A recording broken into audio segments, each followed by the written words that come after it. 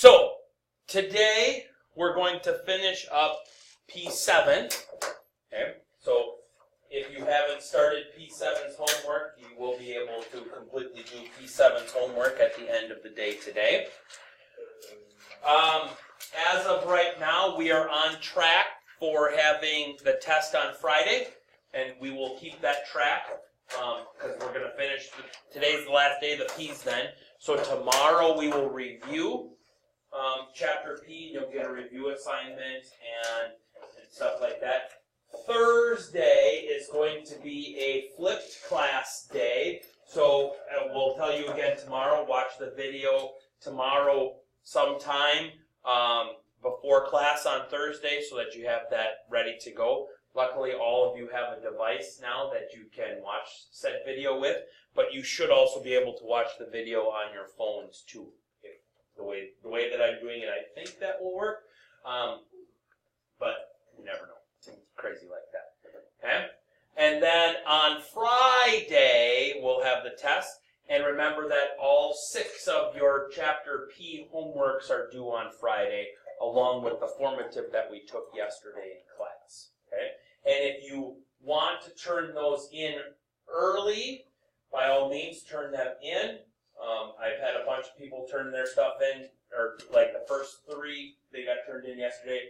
Those are all in the grade book now. And if you want, when we get done today, you can, if you're my grading student, you can get them back if you want them back. Otherwise, I'll give them back to you tomorrow. But the quicker you get them in, the quicker I'll get them graded. The quicker they get back to you, the quicker you can make corrections on them, the better you are off for Friday. Okay? So, really on Friday, you have a test and 7 things due. There's 6 homeworks and 1 formative due on Friday. Okay? All right. Today, we are going to be on the last page of the blue packet. And we're going to talk projectile motions. So I need a projectile. And I'm not going to use the screwdriver because that might hurt. Okay? So instead, I'm going to use a marker. Okay? So unfortunately for those watching us on the It's Learning right now, they're not going to be able to see this. But we're going to start today, and we're going to throw things up in the air. Okay? So we're going to start at ground level. Okay? And so what happens? If I throw this marker from the ground is going to be this desk. Okay? If I throw this marker, what happens? Other than I dropped it. What happens with this marker? It goes up and it comes straight back down, right? Okay. Now, if I were to launch this just like outside in a quote-unquote vacuum with no wind, it would go straight up and it would come straight back down and it would land, in the utopian world, it would land in the exact same spot. Correct? Okay. All right. So, in terms of what you see in the 3-dimensional world is you see that. Okay? The object goes up, stops, and then comes back down. Right? Okay? Kind of a boring graph if you ask me. Right? Don't really see much in that. But if we add into that a 4th dimension, if we add into that time, okay, so now if I add time into it,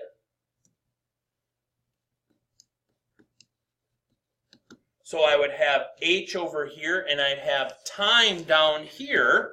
Now, as a function of time, that graph looks like that. The projectile goes up, gets to its maximum point, and stops for an instantaneous second. And that's probably from the Department of Redundancy department, but it stops instantaneously, and then it comes back down in terms of height, okay, until it re-hits the ground. Okay? So to model that situation so that we can see the height of our object at any point in time t, we have this function, okay? S, and now it's using S, but hey, I'm adaptable, okay? Me, I like H because it's height. So sometimes you might see me screw up and put an H right here instead of S, okay?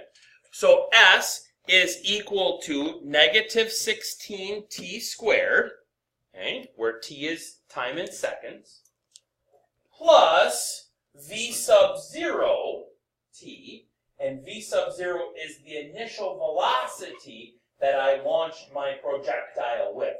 Okay? So if I launched it at, 1 foot per second, it's probably not going to go very far. Whereas if I launched it at 10 feet per second, I'm going to hit the ceiling.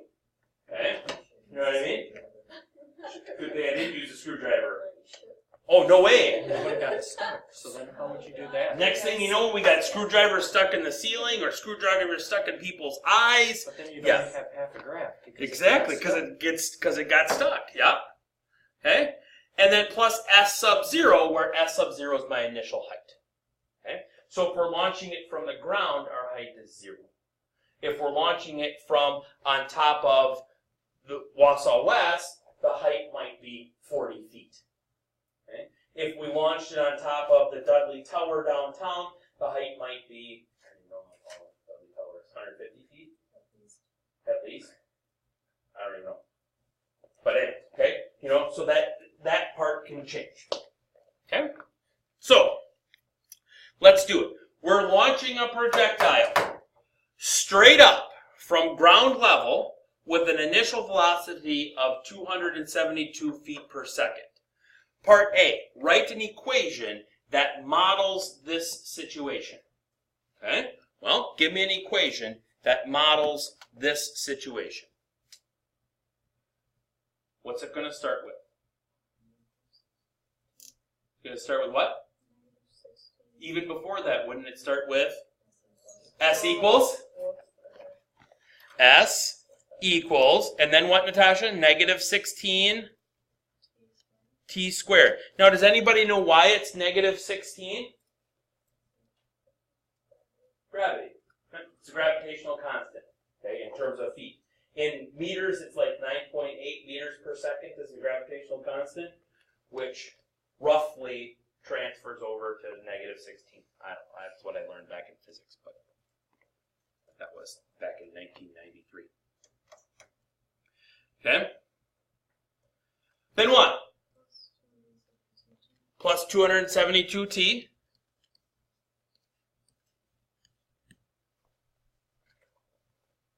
Then what? Plus 0, really, right? Because we're launching it from the ground. But we mathematicians are lazy, and so we don't have to write that plus 0 part. Okay? So there's our function. So now, anytime that we're talking about this projectile, that's the function that we're going to use. We're always going to refer back to that function. Okay? Part B. Part B says, when will the height of the object, so my projectile, when will my projectile be 960 feet above the ground?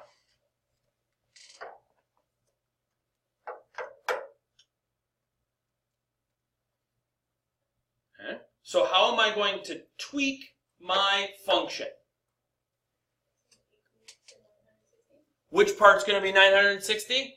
The S part is going to be 960. So it's going to become 960 equals negative 16 t squared plus 272 t. Yes? Now, what do I want to solve for? I want to solve for t. Okay? So I know of 4 ways to solve for t. What are they? We could factor it if it's factorable. We could quadratic formula it if it's anything. We could graph it if we wanted to graph it. We could complete the square. Okay, yep, we could complete the square if we wanted to. Okay, how do you guys want to do this one? Factor? Okay, it is factorable. Okay, so let's factor this bad boy. Okay, how do you want to factor it? Okay, move the 960 first. Okay, so 0 equals negative 16 t squared plus 272t minus 960.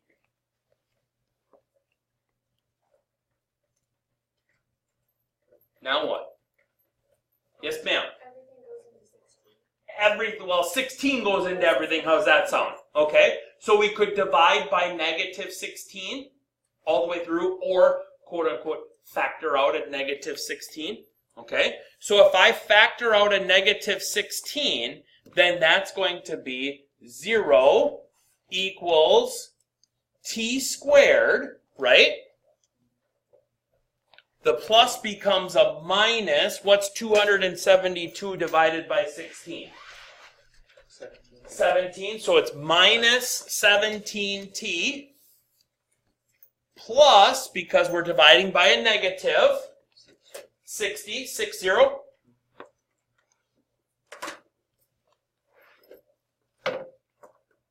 Okay. Now, is that factorable? Two numbers that multiply together to be positive 60 and add to be negative 17.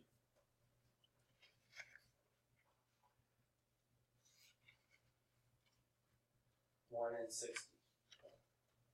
2 and 30. 3 and 20. Good. 3 and 20? Well, not added. No, not added. They got to be added together. So 3 and 20 doesn't work out. 4 and 15. No. 5 and 12. 5 and 12? Yes. 5 and 12 work. Yep. So this becomes 0 equals t minus 5 and t minus 12.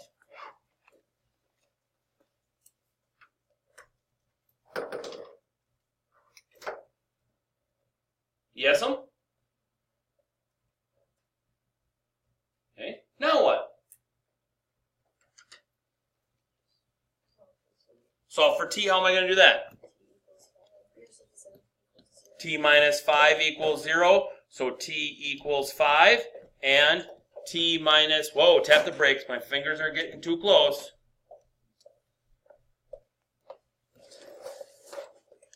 T minus 12 equals 0. And so t equals 12.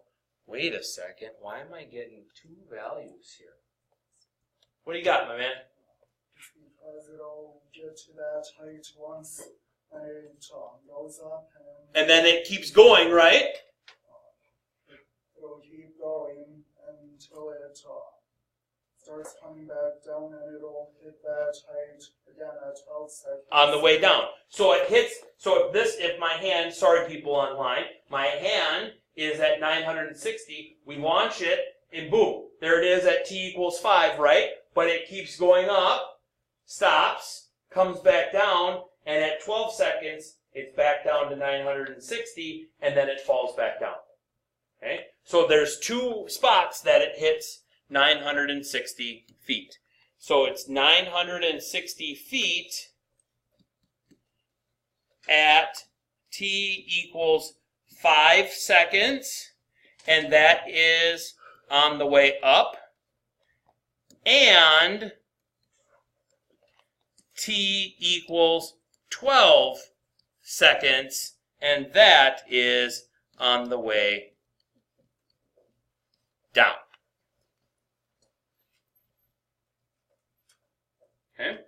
Graphically, I would put the first function in as, now my function here is based on x. So instead of using negative 16t squared, I'm going to go negative, maybe, negative 16x squared plus 272x. And I get that one. Okay? And then my other function, I'm going to go 960. But ruh-roh, I don't see it. Because 960 is somewhere, according to my graph, somewhere up in the ceiling on the third floor. Okay, because I'm only going up to 6.67. So I have to go into my menu, and I'm going to edit my window. Now, let's talk logic here. X's are my T's, really, right? Do I need to be negative on my T's? No, because I'm not going to go back in time and suddenly have this thing launch. Excuse me. So I'm going to go -2 because I'm the kind of guy that likes to see my axes. Okay? And I'm going to go T max. I got to go out at least to 12, right? So let's go out to 20. I'm going to go by 2's. Okay? My Y minimum, okay? So that's my height, right? So -6 feet's okay, because remember I'm going up to over 1,000 feet. So let's go up to, so let's call this -10, and let's go up to 1,500, and we'll see what happens.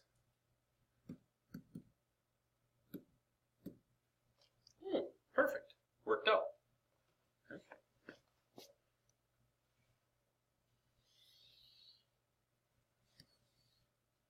Okay. So there's my graph. Okay. Right? And then if I do my intersection points here,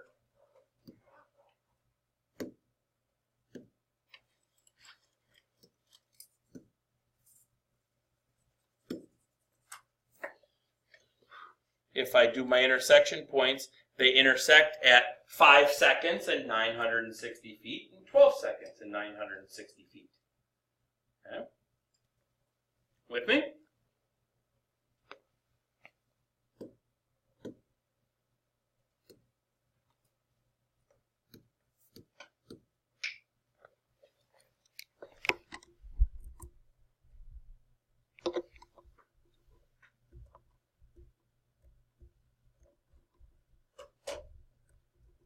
Well, come on now.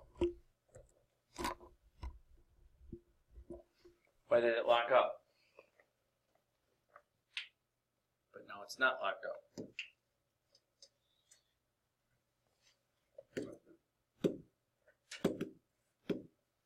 I don't know why it's locked up. Okay, why is it locked up? Question C then says, when will the height of the object be at least 960 feet above the ground?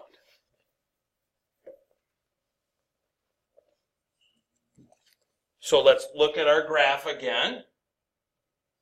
So when will the object be at least 960 feet above the ground? Be what? So I want it above the red line, so between 5 and 12 seconds. Brackets or parentheses? Brackets, right?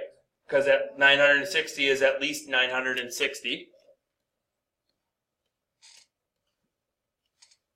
Don't ask me why that stuff's moving around. That's kind of freaky. So I just had, All right, well, I'm not getting that back. Anyways. So my next question is, I can't even scroll down. I don't even know what's going on today with this thing. Okay? Oh, I figured it out. Okay?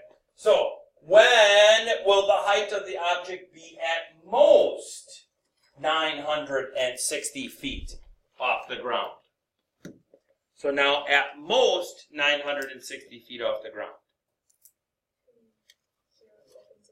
So 0 to 5, we would agree that over here from 0 to 5, yes.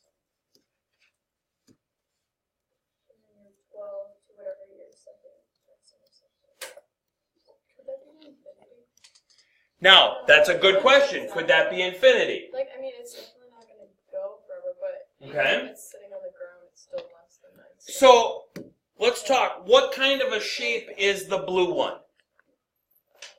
It's a parabola, right? What do you know about parabolas? They go infinitely in both directions, right? Okay. But what else do you know about a parabola? Well, we do because we launched it from the ground, right? Okay. So how can I find that ending point? I could analyze my graph and I could find that, but let's use logic. So 5 seconds to get up. it took 5 seconds to get up to this point in time, so that means it's going to take 5 seconds to get down. So this point over here, when I analyze my graph, should be how many seconds? 17. Do you remember why it's an S word with parabolas? Symmetrical. Parabolas are symmetrical. Now, that only works, ladies and gentlemen, if you go through the origin. Okay? If we would have launched this from on top of Wausau West, we couldn't do that logic. Okay? Because it's going to fall longer than it went up. Okay? But because we launched it from the ground, that would work. So, let's analyze my graph here to find that 0. No. And it is at 17 seconds. Okay? So that means then here we can cut this off at 17 seconds. Okay?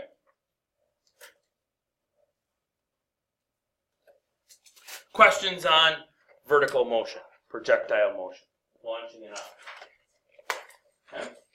That's all of P7. So tomorrow we'll review chapter P. Test is on Friday.